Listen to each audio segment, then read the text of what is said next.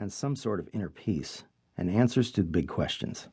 So I identify with Chris to a great extent, and feel like I might know something about why he felt compelled to test himself in such a wild and unforgiving piece of country.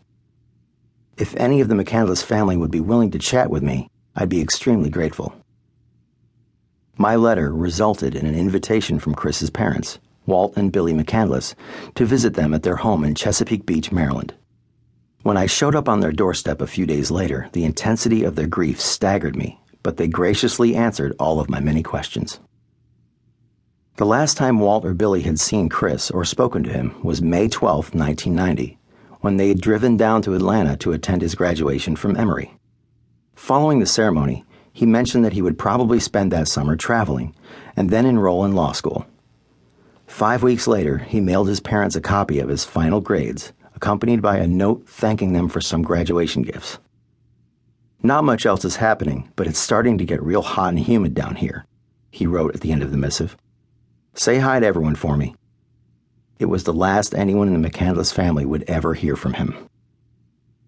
Walt and Billy were desperate to learn everything they could about Chris's activities from the moment he performed his vanishing act until his emaciated remains were discovered in Alaska 27 months later. Where had he traveled and whom had he met? What had he been thinking? What had he been feeling? Hoping that I might be able to find answers to such questions, they allowed me to examine all the documents and photos that had been recovered after his death. They also urged me to track down anyone he'd met whom I could locate from these materials and to interview individuals who were important to Chris before his disappearance, especially his 21-year-old sister, Carine, with whom he had had an uncommonly close bond.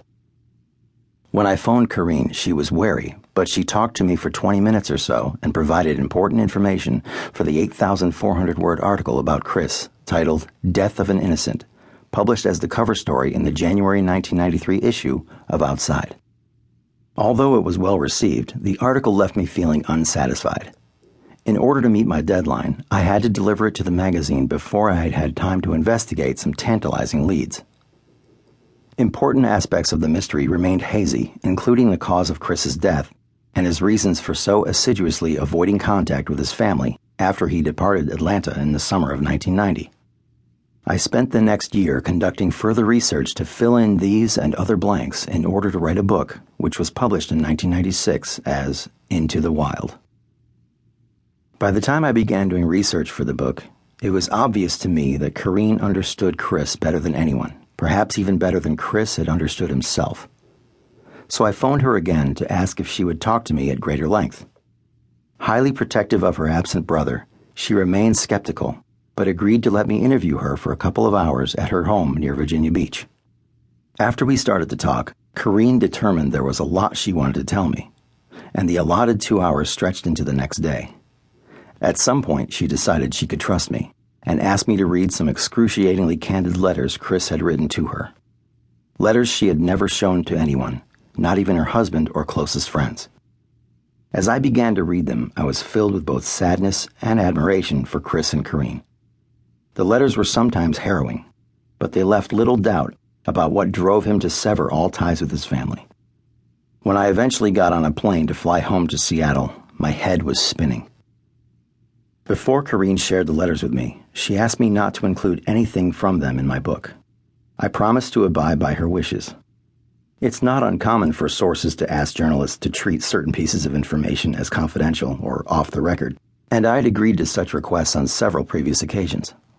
In this instance, my willingness to do so was bolstered by the fact that I shared Carine's desire to avoid causing undue pain to Walt, Billy, and Carine's siblings from Walt's first marriage.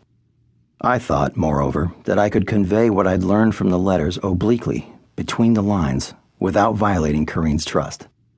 I was confident I could provide enough indirect clues for readers to understand that, to no small degree, Chris's seemingly inexplicable behavior during the final years of his life was in fact explained by the volatile dynamics of the McCandless family while he was growing up.